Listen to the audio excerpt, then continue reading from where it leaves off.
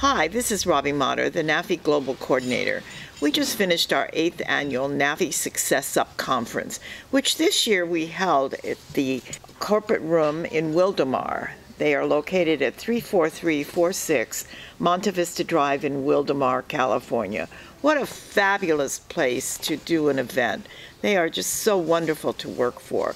We had 6 speakers. The day started out with Ursula Menches, who flew in from Minnesota, who is a 2 times best-selling author, and her topic was the 7 sales blocks. She was amazing. She was then followed by Stone Love, who is wonderful, and Stone always talks about helping people make decisions.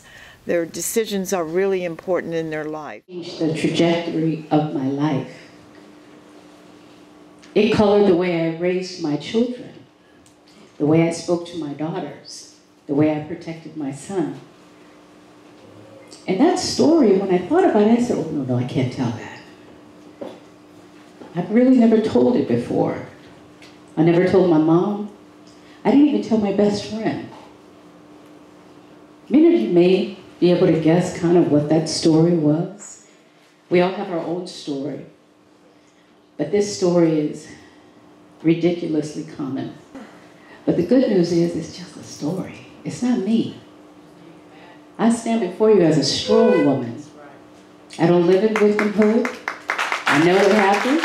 Thank you. Thank you.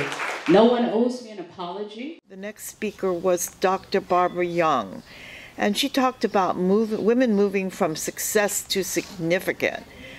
She was amazing as well. Also at the time, I'm at the top of my game because I went on a cruise, and that little cruise ended up with me being invited to Kenya. When I got invited to Kenya to be a speaker, they asked me would I come and speak to women. Oh, I love women. Oh, I'm so thrilled to be able to talk to women. And guess what? They switched on me. When I got there to Nairobi, Kenya, and I was on newspapers. I was in newspapers. I was on television. I was in adverts, they call them. American motivational speaker comes to Kenya. What? And so, I mean, really, I had been on that cruise. I had re-careered. Say re-careered? Re-careered. I'd given up 37 years in higher education. I had re-careered, and I got invited on this cruise. On that cruise was Johnny Cochran, Susan Taylor, Michael, I can't remember his name, and his wife, Marcia Dyson, Michael Dyson, Marcia, all these high-profile people on this networking professional cruise. Well, I'm going on the cruise, and I'm re-careered. So I'm supposed to stand up in front of everybody and say, I'm Dr. Barbara Young, hi, I'm re-careered. When everybody else is saying I'm a doctor, I'm a poet, I'm an author, I'm an attorney, I'm this. So my girlfriend said, you can't do that. You have to say you're a motivational speaker. You've been speaking, and you motivate. And then, of course, we had Althea Ledford, who is the editor of E!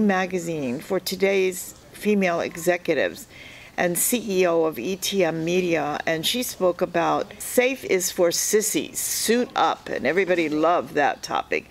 My topic is safe is for sissies and suit up.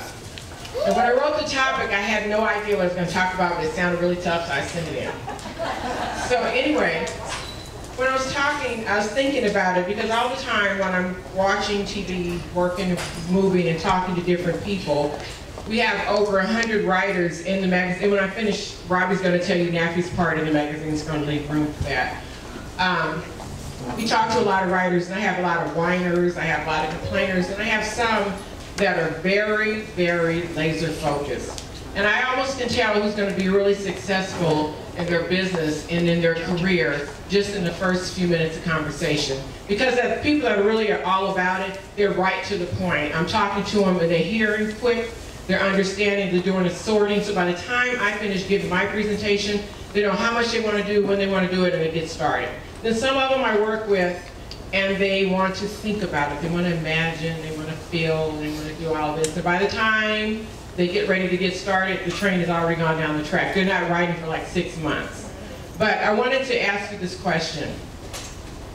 The topic is safe is for sissies and suit up. So in each one of us, I want each of you to sit really quietly, because half of you are almost asleep right now. But I want you to sit really quietly and think. Not physically, but the question is, how big am I?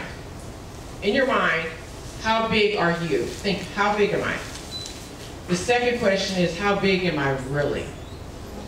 Inside of you, now when I just ask that, some of you are going to say, I'm here, and when I say, how big are you really, you're going to go like this. You're going to shrink.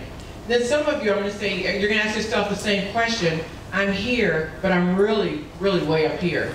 I'm shrinking to fit. Because everybody's trying to fit. The people that are this little, internally, they're trying to appear like everybody else. They're trying to appear as generous, as kind, as nice, but inside they're really not that generous, kind, and nice. And some people that are trying to fit are actually have wings packed up under their suit, and they just haven't stretched them out yet. Do you understand what I'm saying? Yes. They haven't done this with their world. So let's start here by defining wealth. And I do believe in God. I'm going to mention him all the time. In fact, I'll give you an example.